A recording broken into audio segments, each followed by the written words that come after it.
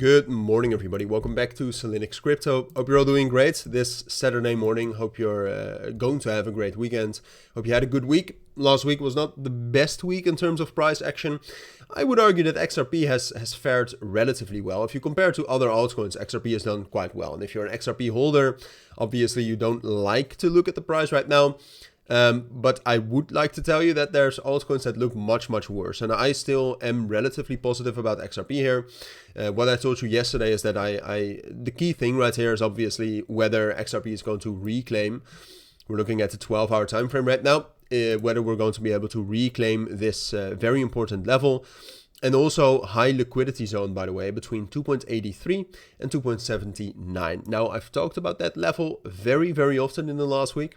But that's the main level to break above, to reclaim. And I do think it's most likely we're going to be able to reclaim that. But it's good as well, and we're diving right into the analysis here. Hopefully you don't mind. It's good as well to realize that, you know, the longer we actually accept under that, the higher the chance becomes that we are actually accepting under that, and that it's an actual breakout or breakdown, I should say, and that we are going to go hunting for those liquidity zones lower, right? I've spoke to you all about this yesterday when I did my XRP video. Is that XRP has created a lot of imbalances to the downside when it had that very momentous move up at the start of July. Usually what this means is strength. Back then it meant strength. But what it means when we actually start testing those, and once we actually start dipping down into those, is butter, all right? Butter that's laying in the sun, aka you can slice through that. So that is something to be aware of, and that is something to be cautious for, definitely, if you're in a long position on the XRP. But like I said, at this point of time, I do still think that XRP is reacting to this level right here at 2.7 very well. That's also the level we spiked down to Monday the 22nd of September. It's quite normal, or at least it's not abnormal, that we retest those lows, right? I mean, buyers stepped in right here. What you see very often is that the buyer's conviction, back then their conviction was, all right, this is going to be the lows, that conviction gets tested. And so far, the test is actually pretty good. Yesterday afternoon, we had some high volume coming in, as you can see right here, which you can see in general that the last 3 days for XRP were very high volume compared to the price action basically since the end of August.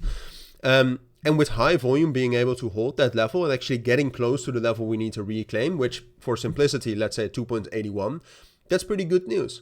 Right, and then I also think when we're talking about Bitcoin, which is obviously still very relevant for XRP, I think Bitcoin actually looks good enough. Also, when we're talking about fundamentals in the general financial markets, I think Bitcoin looks good enough to get some sort of a reclaim right here, or at least some sort of relief into 111 and 112,000. That matters for XRP. XRP is very correlated to Bitcoin, but then we can also see that XRP BTC is at the bottom of the range. So potentially we could actually expect some sort of a move up for XRP BTC as well, which would mean relative strength for XRP. So for those reasons, and those fundamental factors influencing Bitcoin positively, in my opinion at least, if you want to know more about that, by the way, check out my Bitcoin video. I don't think it makes sense to talk about that in every video. But that obviously also has a direct positive influence on XRP. It's weekend, so volume is going to decrease, liquidity is going to decrease.